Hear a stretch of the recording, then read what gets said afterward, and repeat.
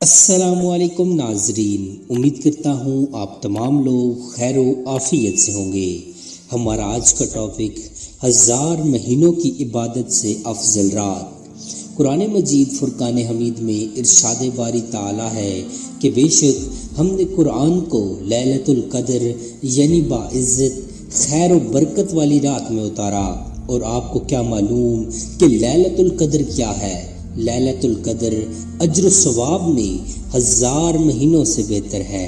اس رات میں فرشتے اور جبریل روح الامین اپنے رب کے حکم سے خیر و برکت کے ہر امر کے ساتھ اترتے ہیں۔ یہ رات طلوع فجر تک سراسر سلامتی ہے۔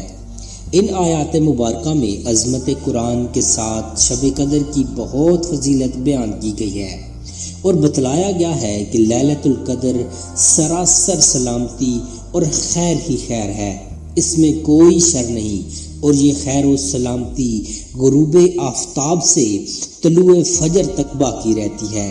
ایک دن جب خاتم النبیین محمد الرسول صلی اللہ علیہ وآلہ وسلم نے صحابہ اکرام کی مجلس میں بنی اسرائیل کے ایک شخص کا ذکر فرمایا جو 1000 ماہ تک اللہ کی راہ میں دن بھر بغرض جہاد فی سبیل اللہ ہتھیار بند رہتا تھا اور راتوں کو یاد الہی میں قیام کرتا تھا۔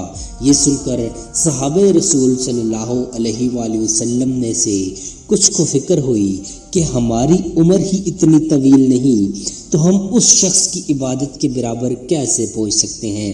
اس پر اللہ تعالیٰ نے سورہ القدر نازل فرمائی، جس میں اللہ پاک نے واضح فرمایا کہ اس رات کی عبادت 1000 مہینے کی راتوں کی عبادت سے بھی افضل ہے۔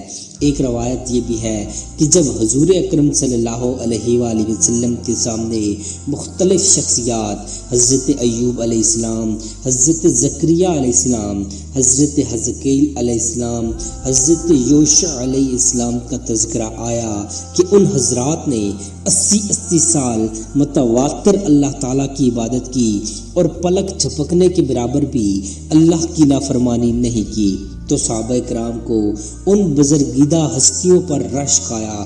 اس وقت جبرائیل امین حضور صلی اللہ علیہ وآلہ وسلم کی بارگاہ میں حاضر ہوئے اور عرض کیا کہ اے اللہ کے رسول، آپ کی امت کے افراد ان سابقہ لوگوں کی 80 سال عبادت پر رشک کر رہے ہیں، تو آپ کے رب نے آپ صلی اللہ علیہ وآلہ وسلم کو اس سے بہتر عطا فرما دیا ہے، اور پھر سورہ قدر کی تلاوت فرمائی۔ اس پر رسول اللہ صلی اللہ علیہ وآلہ وسلم کا چہرہ اقدس فرط مسرت سے چمک اٹھا، گویا لیلۃ القدر امت محمدی کو اللہ تبارک و تعالیٰ نے بطور تحفہ عطا کی ہے۔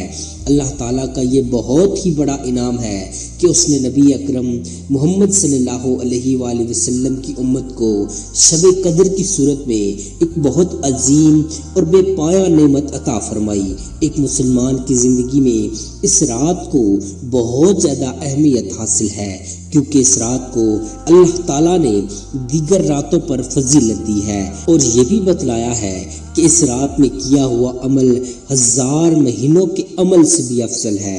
حضرت انس رضی اللہ تعالیٰ عنہ کہتے ہیں کہ ایک مرتبہ رمضان المبارک کا مہینہ آیا تو حضور صلی اللہ علیہ وآلہ وسلم نے فرمایا کہ تمہارے اوپر ایک مہینہ آیا ہے کہ جس میں ایک رات 1000 مہینوں سے افضل ہے۔ جو شخص اس رات سے محروم رہ گیا گویا ساری ہی خیر سے محروم رہ گیا، اور اس کی بھلائی سے محروم نہیں رہتا مگر وہ شخص جو حقیقتاً محروم ہی ہے۔ اسی لیے اس رات کی عبادت کے لیے ہمیں ہر ممکن کوشش کرنی چاہیے۔ فیکٹریوں، کارخانوں کے ملازم چند پیسوں کی خاطر رات بھر جاگتے ہیں، اگر 80 برس کی عبادت کے لیے کوئی رمضان کے آخری عشرے میں جاگ لے تو کیا دشواری ہے۔ شب قدر کی رات کا تعین اس لیے نہیں کیا گیا تاکہ مسلمان اس رات کو ذوق و شوق سے تلاش کریں اور زیادہ سے زیادہ راتیں عبادت میں گزاریں، جبکہ جمہور علماء اکرام کا اس بات پر اجماع ہے کہ یہ مقدس رات 27ویں رمضان کو ہے۔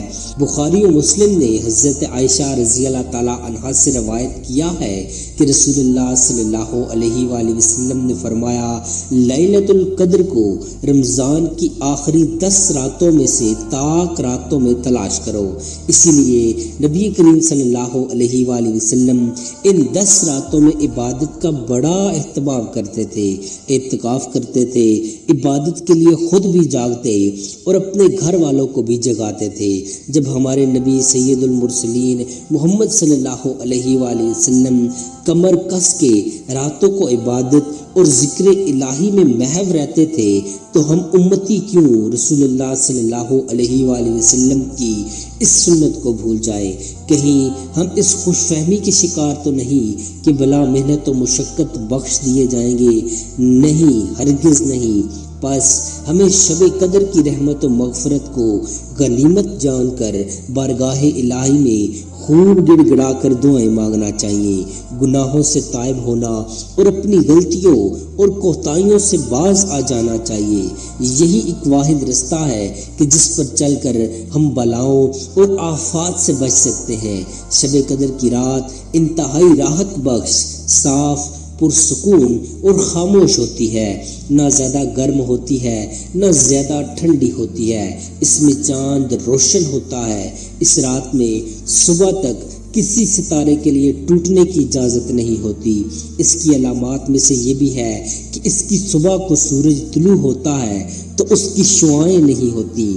حضور نبی کریم صلی اللہ علیہ وآلہ وسلم نے فرمایا کہ سنگریزوں سے بھی زیادہ تعداد میں فرشتے اس رات کو زمین پر وارد ہو جاتے ہیں اور مومن مرد عورتوں کے لیے دعائیں کرتے ہیں۔ حضور صلی اللہ علیہ وآلہ وسلم نے فرمایا کہ جو شخص لیلۃ القدر کا قیام نیک نیتی اور ایمانداری سے کرے اس کے تمام پچھلے گناہ بخش دیے جاتے ہیں۔ یہ سراسر سلامتی کی رات ہے جس میں شیطان نہ برائی کر سکتا ہے اور نہ ہی کچھ ایذا پہنچا سکتا ہے۔ اس رات میں فرشتے نیکوکاروں پر صبح و صادق تک سلام بھیجتے رہتے ہیں۔ حضرت انس رضی اللہ تعالیٰ عنہ سے مروی ہے کہ اللہ کے رسول محمد صلی اللہ علیہ وآلہ وسلم نے ارشاد فرمایا کہ شب قدر کو جبرائیل امین فرشتوں کے جھرمٹ میں فرش زمین پر اترتے ہیں اور ہر اس شخص کے لیے دعائیں مغفرت کرتے ہیں جو کھڑے یا بیٹھے اللہ کو یاد کر رہا ہو۔ اس کے لیے اس رات کو جتنا ہو سکے رب تعالیٰ کی بارگاہ میں عبادت کرنا چاہیے۔ نماز اور نوافل کی ادائیگی، تلاوت قرآن کریم، درود پاک کی کثرت کے علاوہ خوب توبہ و استغفار کرنا چاہیے اور اپنے تمام صغیرہ و کبیرہ اور دناستہ اور نادناستہ گناہوں، خطاؤں اور لغزشوں پر اللہ تعالیٰ کی بارگاہ میں صدقے دل سے معافی مانگتے ہوئے خوب رو کر اور گڑ گڑا کر دعائیں مانگنا چاہیے اور رب کریم کو راضی کرنا چاہیے۔ بے شک وہ انسان بد نصیب ہوگا جسے یہ مبارک مہینہ اور شب قدر جیسی عظیم المرتبت رات نصیب ہوئی لیکن وہ اپنی بخشش نہ کروا سکے۔ اور کتنا خوش نصیب اور بلند اقبال ہے وہ بندہ جو اس رات کو اپنے پروردگار کی یاد میں بسر کرتا ہے۔ جبرائیل امین اور فرشتے اس کے ساتھ مصافحہ کرنے کا شرف حاصل کرنے کے لیے آسمان سے اتر کر اس کے پاس آتے ہیں اور اس کی مغفرت و بخشش کے لیے دعائیں کرتے ہیں۔ اللہ تعالیٰ ہمیں اس مبارک رات کی عبادت نصیب فرمائے، آمین۔ امید کرتا ہوں آپ کو ہماری آج کی ویڈیو پسند آئی ہوگی۔ مزید ایسی انفارمیٹو ویڈیوز دیکھنے کے لیے چینل کو سبسکرائب کر لیجئے۔ جزاک اللہ خیرہ۔